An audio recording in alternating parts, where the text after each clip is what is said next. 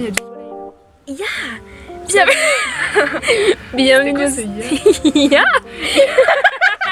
Bienvenue dans cette nouvelle vidéo. Aujourd'hui je me retrouve avec Flavie. Voilà, je m'appelle Flavie, je suis une amie de Ségolène. J'ai 19 ans, puis je fais des études en communication. J'ai vraiment eu un coup de foudre amicalement parlant à la fac. Du coup, on va faire une vidéo sur le féminisme, notre vision du féminisme. Yes. Alors là, tu vas voir tous les haters qui vont arriver sur ta chaîne. Quoi, vous parlez du féminisme? Bon, est-ce que tu te considères comme féministe et qu'est-ce que le mot féminisme veut dire pour toi? Alors, je me considère pas forcément comme féministe. C'est un mot qui, je trouve, avec le temps, et surtout dans la situation actuelle, a pris une grosse claque. C'est malheureux, mais je trouve que le mot féminisme a été poussé à son paroxysme en quelque sorte, et que j'ai du mal à me retrouver dans ce féminisme-là. Et du coup, quelle serait ta définition de ton féminisme?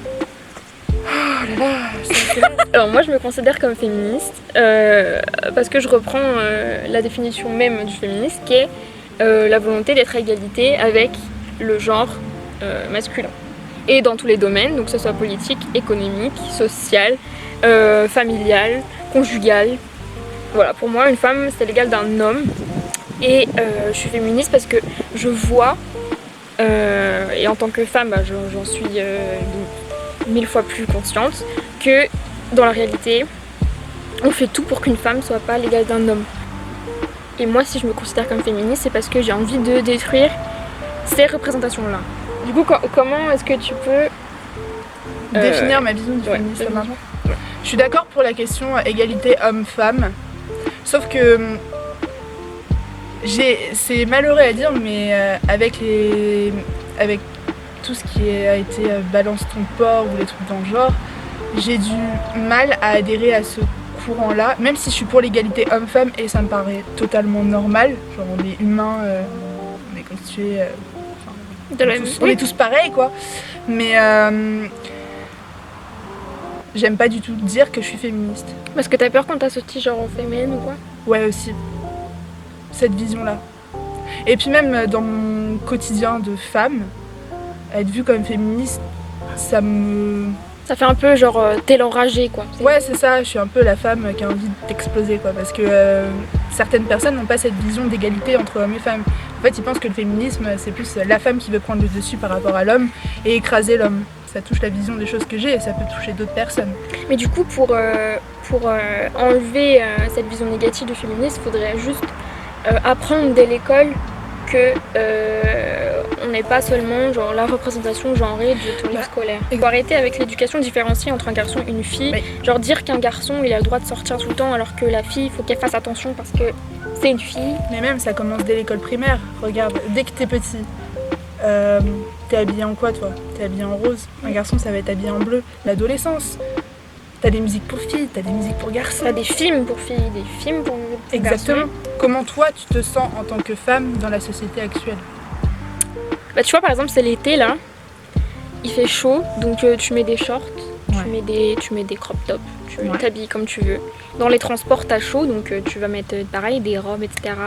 Et on te fait sentir que t'es une fille avec les regards lourds que on porte sur toi. Mais y a pas, enfin tu t'habilles comme tu veux, t'as pas à être dévisagée parce que tu portes un crop top et un short. Genre, ça c'est bien, c'est une force. J'aime être une femme, j'aime me montrer telle que je suis. Donc tu sais très bien comment je suis très pouponnette, j'aime me maquiller, j'aime prendre soin de moi, j'aime bien m'habiller, belle robe, enfin voilà, je suis... Mais parce que si t'as peur du regard des autres, tu te bloques par exemple à aller dans certains endroits alors que t'aimerais bien le faire. Ouais, mais justement tu t'es refusé toi de faire des choses ou de t'habiller d'une certaine façon parce que t'es une fille. Ça m'est déjà arrivé. Par exemple le soir, de pas forcément rentrer tard, ça m'est pas déjà toute seule. Arrivé. Truc tout bête, bon, c'est une histoire mais c'est bête quoi. J'étais chez une amie à Aubervilliers et pour aller jusqu'au métro tu passes par une grande rue où là la femme est un objet de désir, où t'es sifflé dans la rue, t'es alpagué, on te tient par le bras. Quand tu t'arrives jusqu'au métro, t'as ton jogging et limite quand t'arrives à une certaine station, t'enlèves tout et t'es en jupe parce que tu sais que tu crains plus rien. Et je trouve ça malheureux parce que du coup t'as peur de sortir, t'as peur d'être vue, t'as peur d'être embêtée alors que tu devrais pas avoir cette peur là. comment toi, à ton niveau, t'essayes de déconstruire ça? Cette idée de machisme, moi à mon niveau, enfin je trouve qu'on c'est malheureux mais on n'a pas de force de pouvoir par rapport à ça. Mais en amitié déjà, je prône cette parité homme-femme. Quoi, genre les hommes, ils ont le droit de garder leur poil et nous... Ah, le diktat du poil. Sûr. J'avais vu un film au cinéma avec ma classe. C'était un film de Pier Paolo Pasolini, c'était Mamma Roma. Et à un moment dans une des scènes, donc ça se passe dans l'Italie des années 50 je crois, et les femmes se rasaient pas les aisselles. Et à un moment la femme lève les bras au ciel, bah, tu vois forcément ses poils. Et là il y a eu dans la salle un oh mon dieu, je vois pas en quoi c'est choquant en fait.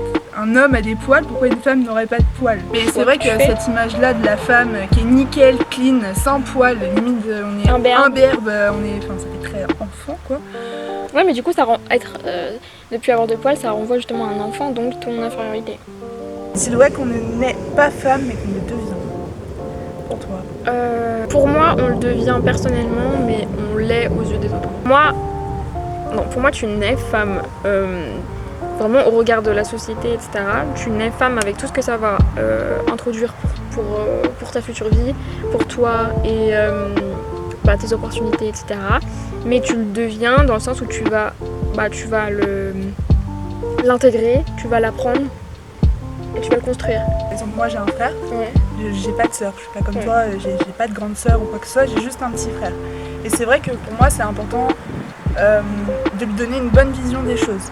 Tu vois, avec ce qu'on retrouve aussi sur internet, les réseaux sociaux, Instagram, c'est bien beau Instagram, hein, t'as des super photos et tout, mais l'image de la femme, je dis pas sur tous les comptes non plus Instagram, mais sur certains comptes, et la femme plastique, mastic, plastoc, on est là pour faire belle, regardez, je vends mon rouge à lèvres, regardez mon gros derrière, et puis voilà quoi, c'est mes attributs féminins. Pour moi, il faut donner justement ces valeurs, les valeurs, donc le respect de la femme. Ça passe aussi par le consentement, ça passe par plein de choses, tu vois, t'as plein de sujets assez vastes par rapport à ça.